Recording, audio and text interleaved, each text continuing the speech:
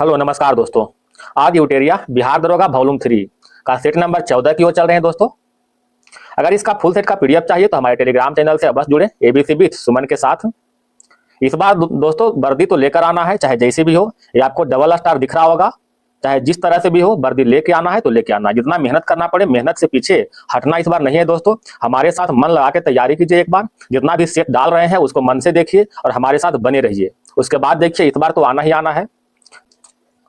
तो आइए दोस्तों हम लोग सेट नंबर 14 की ओर चलते हैं क्वेश्चन नंबर 1 से। मेरे साथ बने रहिएगा।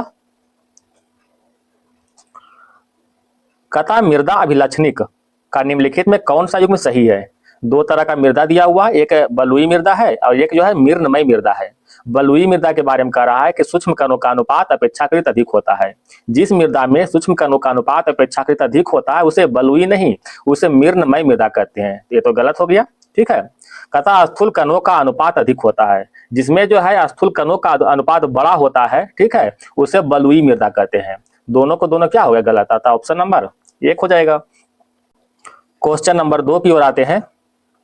क्षेत्रफल की दृष्टि से निम्नलिखित भारतीय राज्यों में से सबसे अधिक वन आच्छादन किस राज्य का है। तो सबसे अधिक वन आच्छादन मध्य प्रदेश का है क्षेत्रफल के अनुसार। पहला में आ जाएगा मध्य प्रदेश, दूसरा में आ जाएगा अरुणाचल प्रदेश और तीसरा नंबर में छत्तीसगढ़ आ जाएगा। अगर प्रतिशत में पूछो तो प्रतिशत में सबसे अधिक मिजोरम को होता है, ठीक है। सबसे अधिक वन प्रतिशत मिजोरम का है। क्वेश्चन नंबर 3 की ओर आते हैं। भारत में वर्षा वन पाए जाते हैं। भारत में वर्षा वन जो है उत्तरी पूर्वी हिमालय और पश्चिमी घाट में पाए जाते हैं। ऑप्शन नंबर सी हो जाएगा। भारत में वर्षा वन उत्तर पूर्वी हिमालय और पश्चिमी घाट अंडमान व निकोबार द्वीप समूह में पाए जाते हैं। यहाँ का औसत वार्षिक वर्षा जो है 200 सेंटीमीटर से अधिक होता है। क्वेश्चन नंबर आते हैं 4 की ओर। 4 देखिएगा। निम्नलिखित में कौन सा कथन भारतीय मरुस्थल के संबंध में सत्य है। कहता यह पश्चिम में अरावली से घिरा हुआ है। तो पश्चिम में अरावली से घिरा हुआ है, ये गलत है। ये अरावली के दक्षिण पूर्व में स्थित है, ये भी गलत है। यह दक्षिण में अरावली से घिरा हुआ है, ये भी गलत है दोस्तों। यह अरावली के उत्तर पश्चिम में अवस्थित है, ये सही है, ठीक है। भारतीय मरुस्थल कौन सा है, तो भारतीय मरुस्थल जो है थार है। ये थार कहाँ स्थित है दोस्तों, राजस्थान में स्थित है और राजस्थान जो है अरावली के उत्तर पश्चिम में है। Question number 5। चिपको आंदोलन किससे संबंधित है। चिपको आंदोलन का संबंध वन संरक्षण से। चिपको आंदोलन का बात करते हैं दोस्तों तो इसका शुरुआत 1973 में हुआ था उत्तराखंड से। उत्तराखंड से इसका शुरुआत हुआ था। इसका शुरुआत करने वाले कुछ आदमी थे, जैसे में गौरा देवी, चंडी प्रसाद भट्ट और सुंदरलाल बहुगुणा। ये सभी ने मिलकर उत्तराखंड के चमोली जिले से शुरुआत किया था। एक आता है दोस्तों अपीकू आंदोलन, ठीक है। अपीकू आंदोलन ये भी जो है वृक्ष के संरक्षण से ही है। इसका शुरुआत जो हुआ था 1983 में, ठीक है। किसने किया था, अमृता देवी बिश्नोई ने किया था। Question number 6। भारत सरकार ने पहली राष्ट्रीय वन नीति कब जारी की थी। तो पहली वन नीति जो है 1952 में जारी किया था। ऑप्शन नंबर 1 हो जाएगा। वन नीति 1952। अच्छा, वन संरक्षण अधिनियम जो है कब लागू हुआ था। वन संरक्षण अधिनियम 1980 में। अब पर्यावरण संरक्षण अधिनियम 1986 में। वन जीव संरक्षण अधिनियम 1972 में। याद रखिएगा। Question number 7। हिमालय के नदियों के प्रवाह के भाग विशेषता का निम्नलिखित में कौन सा युग्म सही है। कथा ऊपर भाग विसर्प होता है, ये गलत है। निचली भाग गोखुर झील, ये सही है दोस्तों। ऑप्शन नंबर बी हो जाएगा। क्वेश्चन नंबर 8 की ओर आते हैं। कथा पश्चिमी चक्रवातीय विक्षोभ कहां से उत्पन्न होता है। भूमध्य सागर से। ऑप्शन नंबर डी हो जाएगा। पश्चिमी विक्षोभ एक अतिरिक्त उष्णकटिबंधीय चक्रवात है जो भूमध्य सागर में बनता है, तो बनेगा यहां से, तो उत्पन्न भी भूमध्य सागर से ही होगा। Question number 9। 134वां डुरंड कप से संबंधित कौन सा कथन सत्य है। कथा गोल्डन बॉल पुरस्कार अलाउद्दीन अराजाई को मिला है, सही है दोस्तों। गोल्डन बूट पुरस्कार भी अलाउद्दीन अजाराई को मिला है, ये भी सही है। गोल्डन ग्लोब पुरस्कार गुरमीत सिंह, ये भी सही है। ऑप्शन नंबर डी हो जाएगा। क्वेश्चन नंबर आइए दोस्तों। क्वेश्चन नंबर 10 की ओर आते हैं। कथा Mother Mary comes to me पुस्तक किसने लिखा। Mother Mary comes to me पुस्तक का लेखक अरुंधति राय है। Option number B. Arundhati Roy का और भी पुस्तक है दोस्तों, जैसे the god of small things, the ministry of utmost happiness, the ministry of utmost happiness, ये सभी का लेखक जो है अरुंधति राय। Question number 11। भारत का पहला गिद्ध संरक्षण पोर्टल कहाँ लॉन्च हुआ। तो भारत का पहला गिद्ध संरक्षण पोर्टल असम में लॉन्च हुआ है। Option number B. अंतर्राष्ट्रीय गिद्ध जागरूकता दिवस कब मनाते हैं? 2 सितंबर को। ठीक है, 2 सितंबर 2025 को मनाया गया था अंतर्राष्ट्रीय गिद्ध जागरूकता दिवस। क्वेश्चन नंबर 12, माधव गोपाल कामत का संबंध किस खेल से संबंधित है? माधव गोपाल कामत अस्कराय बल से संबंधित है, अस्कराय बल से। इसका संबंध कहां से है दोस्तों? दिल्ली के रहने वाले हैं, 14 वर्षीय खिलाड़ी हैं। इन्होंने मलेशिया के कुआलालंपुर में आयोजित वार्षिक टूर्नामेंट में 20वें संस्करण में शीर्ष स्थान हासिल किया है। क्वेश्चन नंबर 13 की ओर, थाईलैंड के नया प्रधानमंत्री किसे बनाया गया है? थाईलैंड के नया प्रधानमंत्री अनुतीन चार्नविराकुल को बनाया गया है। ऑप्शन नंबर 1 हो जाएगा। क्वेश्चन नंबर 14, देब्रीगढ़ अभयारण्य कहां स्थित है? देब्रीगढ़ अभयारण्य की बात करते हैं तो यह उड़ीसा में अवस्थित है। ऑप्शन नंबर 4 हो जाएगा। अगर मध्य प्रदेश की बात करते हैं दोस्तों तो यहाँ कौन कौन से अभयारण्य है? मध्य प्रदेश में हो जाएगा कान्हा अभयारण्य, कान्हा हो जाएगा, बांधवागढ़, ठीक है, पेंच उद्यान, सतपुड़ा, वीरांगना दुर्गावती, ये सभी जो है मध्य प्रदेश में अवस्थित है। अगर राजस्थान की बात करते हैं दोस्तों तो यहाँ रणथंभौर राष्ट्रीय उद्यान, ठीक है, केवलादेव राष्ट्रीय उद्यान, सिरस्का राष्ट्रीय उद्यान, एक आता है क्वेश्चन में बराबर रामगढ़ विषधारी राष्ट्रीय उद्यान, ये भी कहाँ है? राजस्थान में अवस्थित है। वर्तमान में टोटल बाघ अभयारण्य की संख्या 58 हो चुका है। क्वेश्चन नंबर 15, हाल ही में भूमि अभिलेख का डिजिटलीकरण करने वाली पहली आदिवासी परिषद कौन बनी है? तो भूमि अभिलेख का डिजिटलीकरण करने वाली पहली आदिवासी परिषद बोडोलैंड बना है। ऑप्शन नंबर सी हो जाएगा। बोडोलैंड कहाँ के निवासी दोस्तों? असम का। क्वेश्चन नंबर 16 की ओर आते हैं। कहता है पृथ्वी पर शीतोष्ण कटिबंधीय क्षेत्र कितने डिग्री अक्षांशों के बीच क्षेत्र कहलाता है? तो शीतोष्ण कटिबंधीय क्षेत्र जो है 45 से 66 डिग्री उत्तरी दक्षिणी अक्षांशों के बीच कहलाता है। बताइएगा दोस्तों, 30 डिग्री से 45 डिग्री उत्तर दक्षिण अक्षांशों को क्या कहते हैं? उपोष्ण कटिबंध। और 66 से 90 डिग्री को ध्रुवीय कटिबंध कहते हैं, ध्रुवीय कटिबंध, ठीक है, याद रखिएगा। और 30 डिग्री उत्तर से 30 डिग्री दक्षिणी को उष्ण कटिबंध कहते हैं, उष्ण कटिबंध, ठीक है। तो 30 से 45 उपोष्ण कटिबंध, 45 से 66 शीतोष्ण कटिबंध, 66 से 90 ध्रुवीय कटिबंध और 30 डिग्री उत्तर से 30 डिग्री दक्षिण भाग को उष्ण कटिबंध कहते हैं। क्वेश्चन नंबर 17 की ओर आते हैं। दुनिया का पहला सिरेमिक अवशिष्ट पार्क कहां खोले जाने की घोषणा हुई है? तो पहला अवशिष्ट सिरेमिक पार्क जो है भारत के उत्तर प्रदेश में खोले जाने की घोषणा हुआ है। इसे जो है अनोखी दुनिया के नाम से बनाया गया है, अनोखी दुनिया के नाम से बनाया गया है। क्वेश्चन नंबर 18, सिद्ध 2.0 किस मंत्रालय द्वारा लॉन्च किया गया है? सिद्ध 2.0 आयुष मंत्रालय के द्वारा लॉन्च किया गया है। दुनिया के पहली एआई मंत्री का नाम क्या है? तो दुनिया की पहली एआई मंत्री का नाम डिएला, ऑप्शन नंबर सी हो जाएगा। ये डिएला कहाँ के रहने वाली दोस्तों? अल्बानिया की है, अल्बानिया की है। यह माइक्रोसॉफ्ट के सहयोग से विकसित की गई एआई है जिसे सार्वजनिक खरीद और निविदा प्रक्रियाओं पर नजर रखने का काम सौंपा गया है। क्वेश्चन नंबर दोस्तों आते हैं 20 की ओर। दोस्तों थोड़ा सपोर्ट कीजिएगा दोस्तों, और वीडियो को लाइक और सब्सक्राइब जरूर कीजिएगा और प्यारा सा कमेंट भी कीजिएगा दोस्तों। क्वेश्चन नंबर 20 की ओर आते हैं। कहता है पीवी नरसिम्हा राव पुरस्कार किसे दिया गया है? पीवी नरसिम्हा राव पुरस्कार से मनमोहन सिंह को सम्मानित किया गया है। मनमोहन सिंह को मरणोपरांत अर्थशास्त्र के लिए जो है यह पुरस्कार से सम्मानित किया गया है। क्वेश्चन नंबर 21, एडफॉल्सी वैक्सीन किस बीमारी से संबंधित है? तो एडफॉल्सी वैक्सीन जो है मलेरिया से संबंधित है। ऑप्शन नंबर सी हो जाएगा। एडफॉल्सी वैक्स जो है भारत का पहला स्वदेशी बहुचरण मलेरिया टीका है जिसे भुवनेश्वर स्थित ICMR के क्षेत्रीय चिकित्सा अनुसंधान केंद्र द्वारा मलेरिया के सबसे घातक परजीवी से निपटने के लिए विकसित किया गया है। मलेरिया का परजीवी कौन है दोस्तों? प्लाज्मोडियम, यह जो है मच्छर के काटने से फैलता है। Question number 22, advance communication technology के लिए सेंटर ऑफ एक्सीलेंस बनाने के लिए किन 2 इंस्टीट्यूट्स ने MOU हस्ताक्षर किया है? तो हस्ताक्षर किसने किया है दोस्तों? तो C.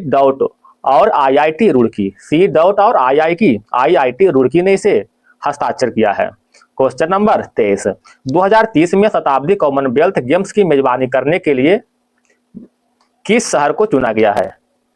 किसको चुना गया है? अहमदाबाद को। ऑप्शन नंबर बी, यानी अहमदाबाद जो है कॉमनवेल्थ गेम्स 2030 का मेजबानी करेगा। क्वेश्चन नंबर देखिएगा दोस्तों 24 की ओर। अंतर्राष्ट्रीय सम्मेलन दिया हुआ है, कहता आठवां अंतर्राष्ट्रीय सौर गठबंधन, आठवां अंतर्राष्ट्रीय सौर गठबंधन कहाँ हुआ था? नई दिल्ली के भारत मंडपम में। एक सेकंड दोस्तों। 51वां G7 शिखर सम्मेलन 2025 कहाँ हुआ? कनाडा में। 20वां हाइड्रोजन शिखर सम्मेलन 2025 कहाँ हुआ? नीदरलैंड में। ऑप्शन नंबर डी जो है सभी सुमेलित है, सभी सुमेलित है, ठीक है, सभी के सभी, कोई गलत नहीं है। बताइएगा दोस्तों 35वां नाटो शिखर सम्मेलन 2025 कहाँ हुआ? द हेग नीदरलैंड में। 46वां आसियान शिखर सम्मेलन 2025 कुआलालंपुर के मलेशिया में हुआ था, यानी मलेशिया के कुआलालंपुर में। क्वेश्चन नंबर 25 आते हैं, कहता कुल कितनी महिलाओं के वर्ष 2025 में पद्म पुरस्कार देने की घोषणा किया गया? पद्म पुरस्कार की बात करते हैं दोस्तों, तो पद्म पुरस्कार टोटल 139 व्यक्ति को मिला है। इसमें 7 पद्म विभूषण, 19 पद्म भूषण और 113 पद्मश्री पुरस्कार से सम्मानित किया गया है। इसमें से दोस्तों 23 महिला होगा, 23 फीमेल, 10 विदेशी या प्लस 13 जो है मरणोपरांत से सम्मानित किया गया था। तो कितना महिला हो जाएगा? 23 महिला है। ऑप्शन नंबर सी हो जाएगा। क्वेश्चन नंबर 36 की ओर। बीमा सुगम पोर्टल हाल ही में कहां लॉन्च किया गया है? बीमा सुगम पोर्टल हैदराबाद में लॉन्च किया गया। ऑप्शन नंबर 1 हो जाएगा। बुसान फिल्म फेस्टिवल में फेस ऑफ एशिया पुरस्कार किसे मिला है? तो फेस ऑफ एशिया पुरस्कार से हिमा कुरैशी को सम्मानित किया गया है। क्वेश्चन नंबर 28, आत्मनिर्भर भारत पहल के तहत पहला विदेशी भारतीय रक्षा विनिर्माण संयंत्र कहां स्थापित किया जाएगा? इसका स्थापना मोरक्को में होगा। इसका स्थापना कौन करेगा दोस्तों? टाटा एडवांस सिस्टम लिमिटेड के द्वारा जो है किया जाएगा। क्वेश्चन नंबर 29, सैन्य न्यायालय द्वारा दिए गए मृत्युदंड को क्षमा करने की शक्ति किसके पास होती है? तो क्षमा करने की शक्ति राष्ट्रपति के पास होती है, ठीक है। मृत्यु दंड को क्षमा राष्ट्रपति करता है अनुच्छेद 72 के तहत। हालांकि क्षमा जो है राज्यपाल भी करता है, लेकिन मृत्यु दंड को नहीं करता है, ठीक है। ये क्षमादान जो है अनुच्छेद 161 के तहत करता है, मृत्यु को छोड़ करके। क्वेश्चन नंबर 30, भारतीय संविधान में रूस के संविधान से क्या नहीं लिया गया है? बताइएगा। तो मौलिक कर्तव्य जो है, मौलिक कर्तव्य रूस से लिया गया है। न्याय का आदर्श ये भी रूस से लिया गया है। बंधुत्व का आदर्श जो है रूस से नहीं, जबकि ये फ्रांस के संविधान से लिया गया है, ठीक है। बंधुत्व का आदर्श फ्रांस के संविधान से लिया गया है। क्वेश्चन नंबर 30 के बाद दोस्तों आते हैं 31 की ओर। भारत का पहला artificial intelligence AI data centre park किस राज्य में अवस्थित है? बताइएगा। तो यह जो है छत्तीसगढ़ में स्थित है। भारत का पहला artificial intelligence data centre park Chhattisgarh में अवस्थित है। क्वेश्चन नंबर 32, धन विधेयक की परिभाषा किस अनुच्छेद में है? धन विधेयक की परिभाषा अनुच्छेद 110 में निहित किया गया है। अनुच्छेद 108 में दोस्तों संसद के दोनों सदनों के संयुक्त बैठक का उल्लेख किया गया है।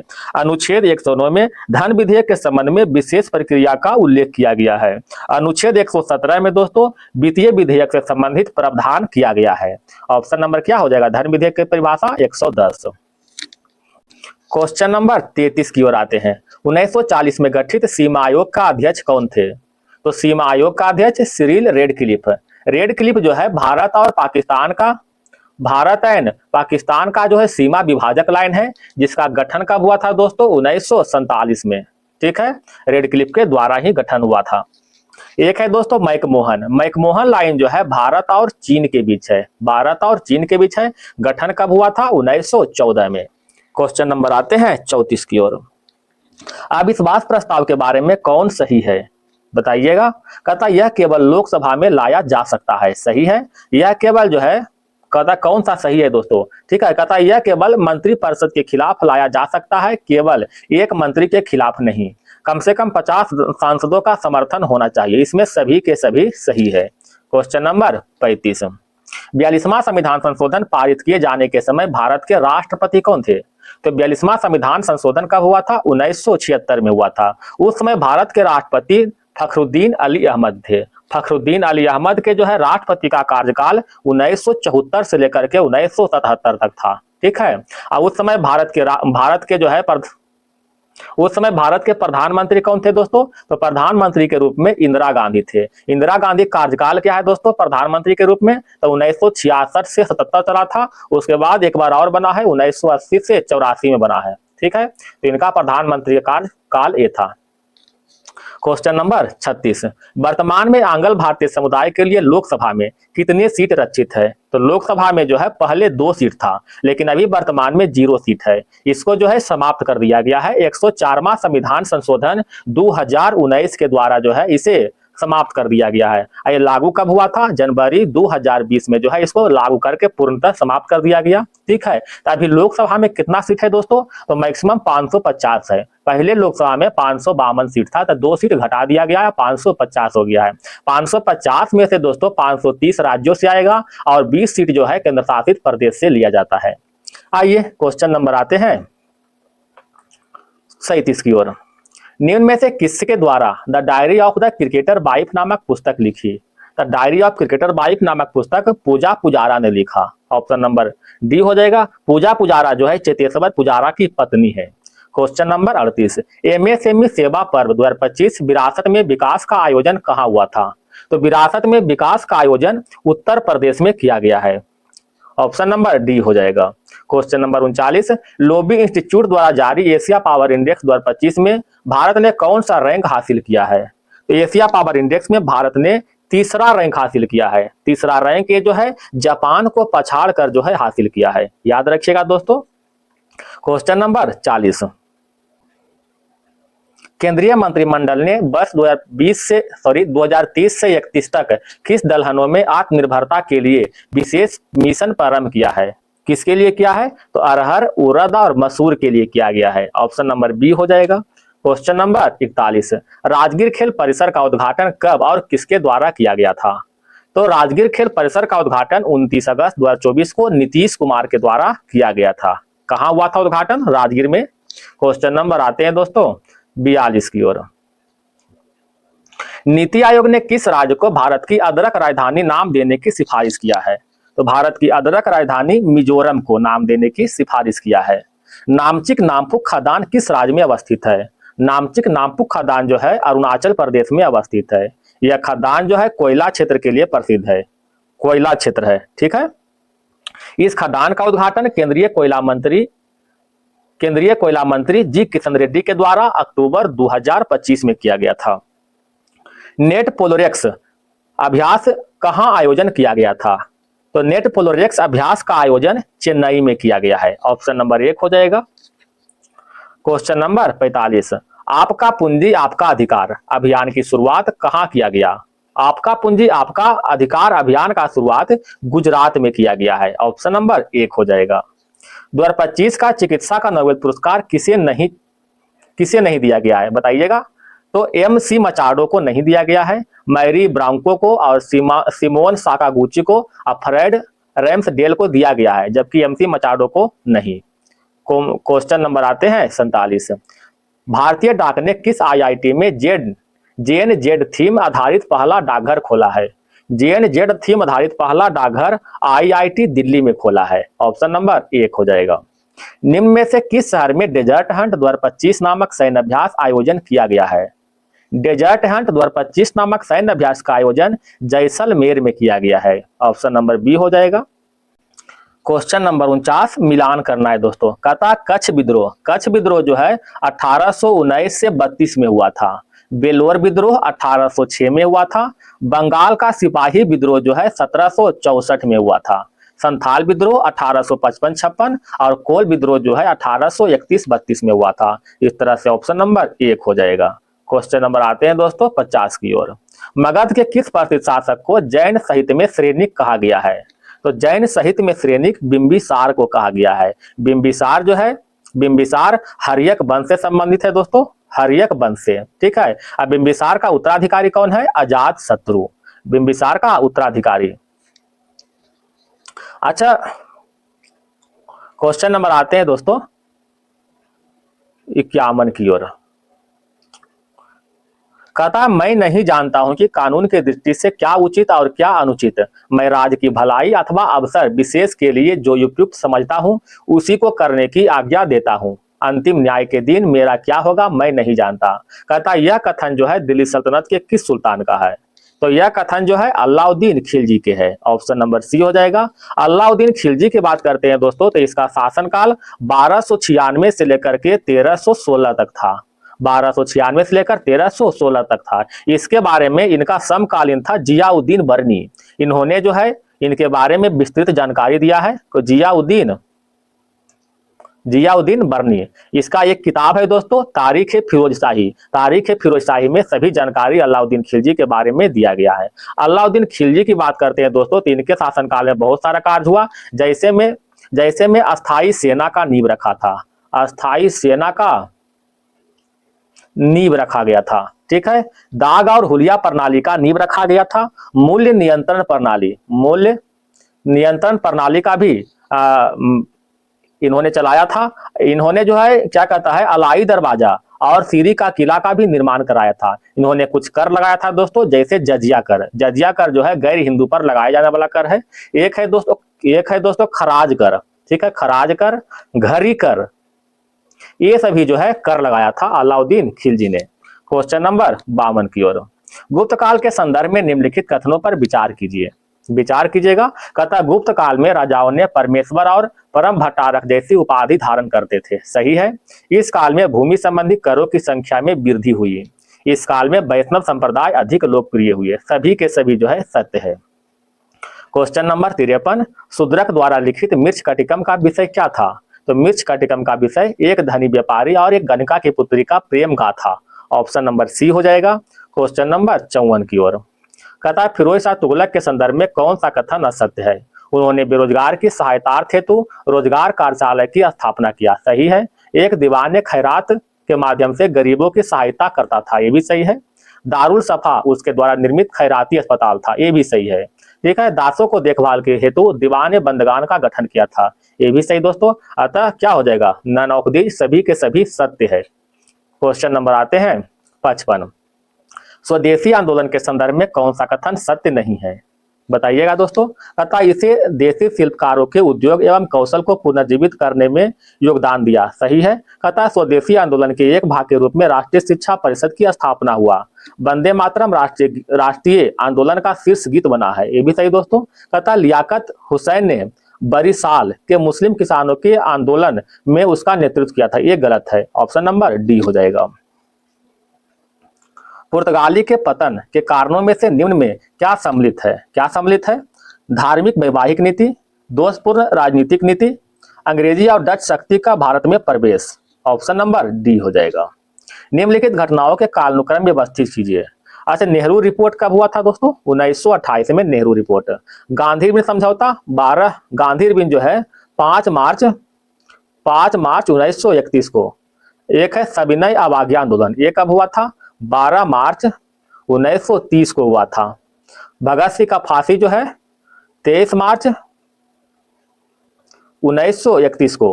अब आप लोग व्यवस्थित कर लीजिएगा दोस्तों। ऑप्शन नंबर 1 हो जाएगा। क्वेश्चन नंबर आते हैं 58 की ओर। Question number 58।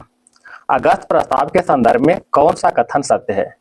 अगस्त प्रस्ताव कब आया था दोस्तों? अगस्त 1940 में आया था। इसके तहत भारत के लिए डोमिनियन राज्य का दर्जा और भारत के लिए संवैधानिक सभा। ये गलत है दोस्तों। हिंदू और मुस्लिमों हेतु समान प्रतिनिधित्व, ये भी सही है। अतः 1 और 3 सही है। ऑप्शन नंबर सी हो जाएगा।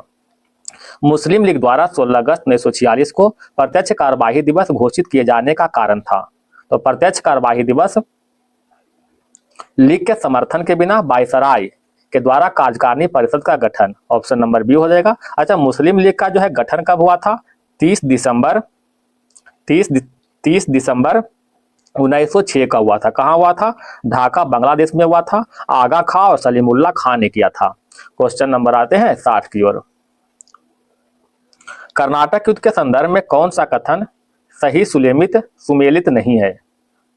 कहता है प्रथम कर्नाटक युद्ध के तहत पांडिचेरी की संधि हुआ था। गलत है दोस्तों। प्रथम कर्नाटक युद्ध जो है 1746 से 48 में हुआ था और यह जो है एक्सलाय सापेला संधि के तहत समाप्त हुआ था।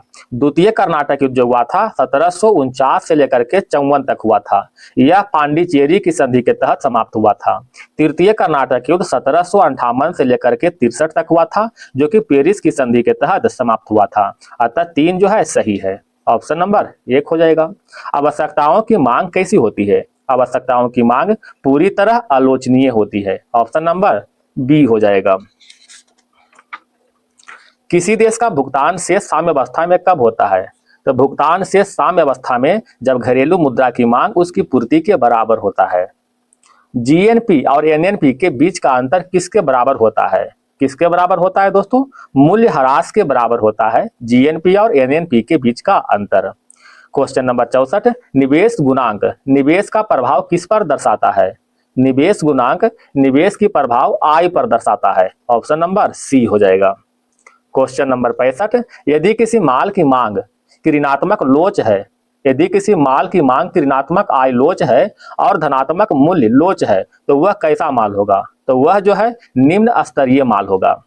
मानव शरीर का कौन सा अंग डिप्थीरिया रोग से प्रभावित होता है? डिप्थीरिया रोग से श्वास नली प्रभावित होता है।